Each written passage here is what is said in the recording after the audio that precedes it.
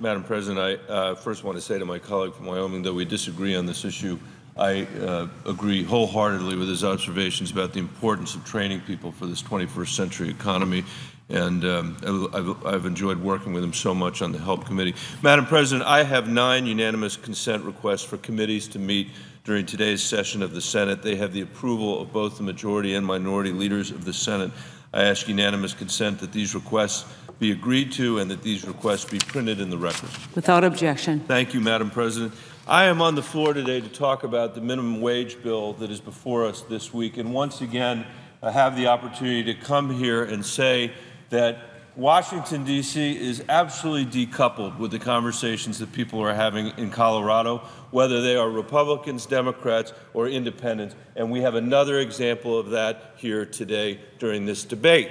If you can call it a debate, Madam President, because once again, there are people in the United States Senate who are using their prerogatives as senators to keep us from debating a bill fully and to keep us from actually voting on a bill, an up or down vote on a bill that the vast majority of Americans support, whether they're Democrats, Republicans, or independents. And there's a reason why America supports this legislation. Because right now, if you work 40 hours a week in the United States of America, in the greatest country in the world, at a federal minimum wage, you make barely over $15,000 a year. 40 hours a week, week after week after week, you make $15,000 a year. A worker in this country with a spouse and 2 kids, a family of 4, a typical family in this country, depending on the single minimum wage paycheck, is in deep trouble. They're not just below the minimum wage. The family that makes that family makes 2/3 of the poverty level. A breadwinner in a family of 4 working at the minimum wage is more than $8,000 below the poverty line. That family with a full-time breadwinner is impoverished in the United States of America to the tune of $8,000. If you've got a family that depends on you to keep a roof over their heads and put food on the table, that's not enough to get by. It's not even close. It's not even close.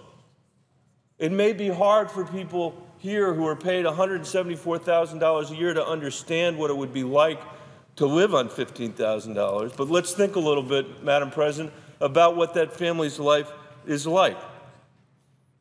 The United States Department of Agriculture says that even under the cheapest plan possible, the thriftiest plan possible, cutting every single corner, spending as little as can be spent, it costs over $7,000 a year to feed a family of 4 with growing kids.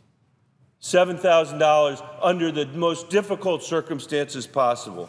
So at least half of our family's $15,000 paycheck goes just to groceries, just to feeding the family, just to keeping them nourished.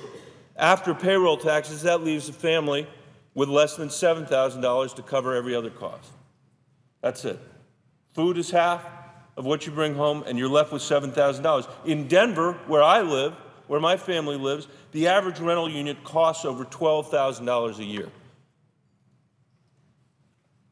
That's an average.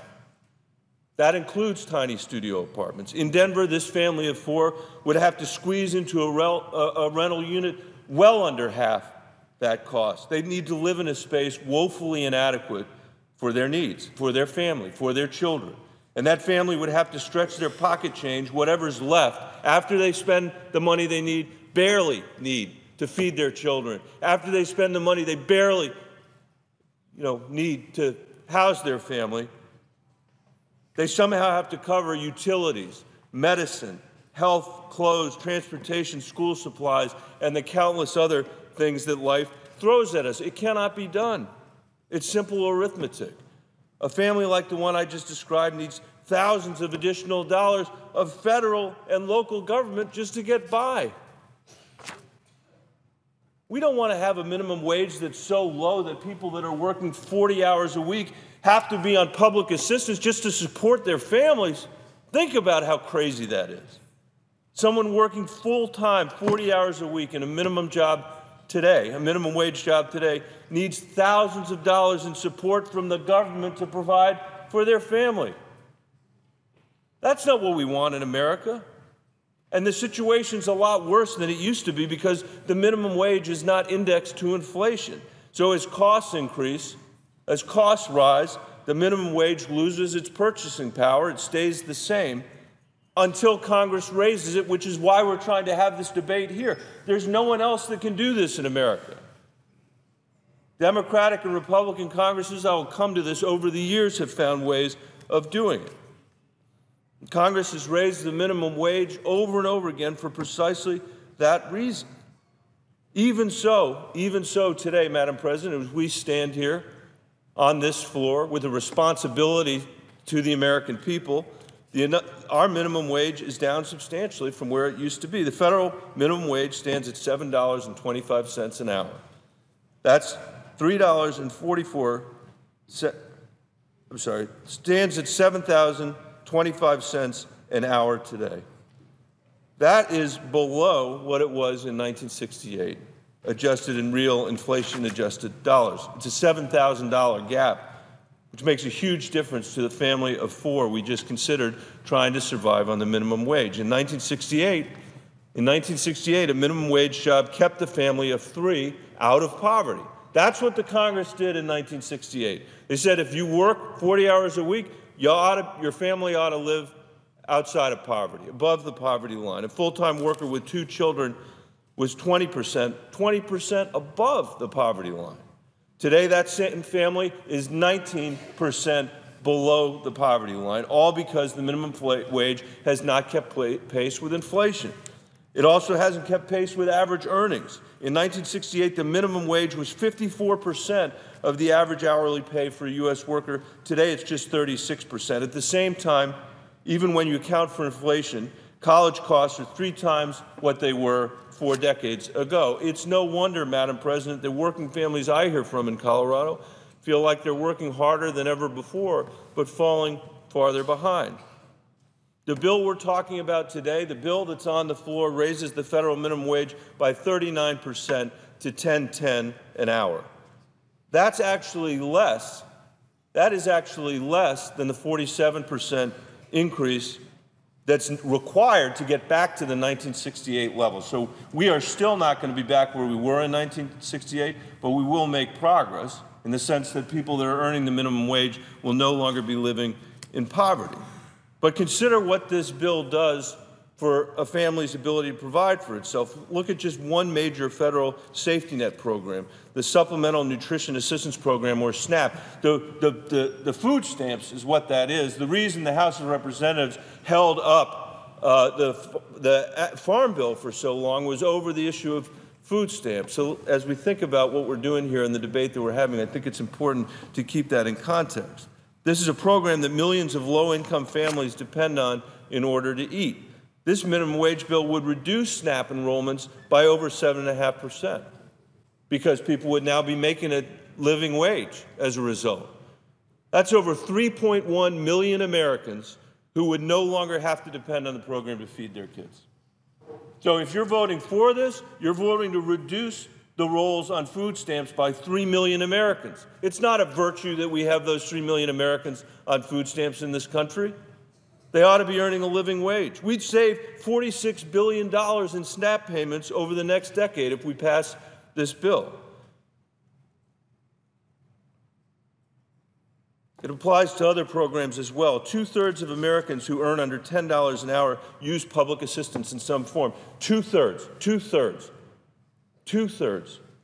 Working families, Americans who actually have a job, who are working 40 hours a week, cost the government about $243 million a year through programs like SNAP, Medicaid, and other safety net programs. Raising the minimum wage makes American workers less dependent on all these programs to support their families. So there are compelling reasons, Madam President, to raise the minimum wage. There is a compelling reason why all the surveys show that the American people, no matter what party they're in, think we ought to raise the minimum wage. Yet in a few hours, if nothing changes, a minority of senators will most likely not even come to the floor to vote on this, but will use their powers in the Senate to block a vote, to block an honest up-and-down vote about whether we ought to raise the minimum wage in this country. They don't even want us to have a proper debate on this bill, much less pass it. What is so radical about what we're trying to do that they won't even let us have an up or down vote? Is this somehow unprecedented? Is what we're talking about unknown in the annals of the United States Senate? Actually, Madam President, it isn't. Since the minimum wage was enacted by the Congress in the 1930s, we've managed to raise the minimum wage, Madam President, on 10 different occasions in 70 years. We've raised the minimum wage very, very routinely to try, not always successfully, to try to keep pace with inflation. And we've done it many times. Democratic Congresses have raised the minimum wage. Republican Congresses have raised the minimum wage. Democratic presidents have signed minimum wage laws into law. Republican presidents have signed minimum wage laws into law. President Eisenhower signed a 33% increase in the minimum wage in 1955. President Nixon signed a 44% minimum wage increase into law in 1974. George H.W. Bush signed a 27% minimum wage increase into law in 1989. In 1996, a Republican-controlled Congress enacted a 21% minimum wage increase, which President Clinton signed into law. And most recently, in 2007, President George W. Bush signed a 41% increase into law. You can see on this chart, Madam President, and I say to my friend from Louisiana, I'm winding up, you can see on this chart, Madam President, all the different times that the minimum wage has been raised and by how much. If you look at the 10 different times we've increased the minimum wage, the average increase has been about 41%. This increase increases it by 39%. That's below average. That's below average. But to hear some people talk, you'd think this bill is an unprecedented assault on American capitalism. Tom DeLay described the minimum wage earlier this year as unconstitutional. Others have said it doesn't affect a lot of workers. The Speaker several years ago, before he was Speaker, said he'd, quote, commit suicide before he voted on a clean minimum wage bill. This makes no sense. It is at war with our history. I see that my colleagues are here. I ask and beg my colleagues on the other side of the aisle that are not allowing us to have an up or down vote on something that the American people want, whether they're Democrats, Republicans, and Independents, allow us to have that vote. And with that, I yield the floor. Thank you, Madam President.